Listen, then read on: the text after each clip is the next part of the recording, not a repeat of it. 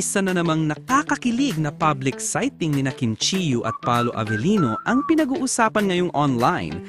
Dumalo kasi ang dalawa sa memorial mass para sa birthday ng yumaong Dreamscape Entertainment head na si Sir Deo Enrinal, bilang pagpupugay sa taong naging malaking bahagi ng kanilang karera.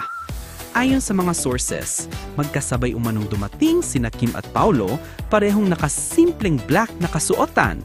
Kapangsin-pangsin daw kung paano laging nasa tabi ni Paolo si Kim, maasikaso, tahimik at tila laging handang alalayan ang aktres. Parang mag-asawa na talaga ang kilos nila, ani ng isang source.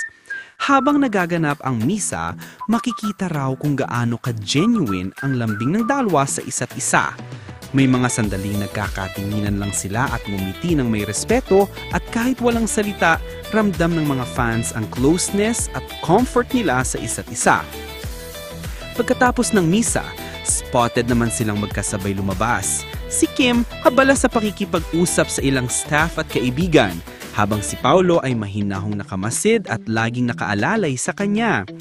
Alam mong may respeto, may malasakit at may something na hindi kailangang ipaliwanag, sabi pa ng isang fan na nakakita sa kanila.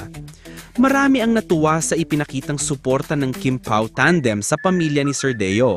Ayon pa sa ilang netizens, makikita raw dito kung gaano sila marunong tumanaw ng utang na loob sa mga taong naging gabay nila sa industriya.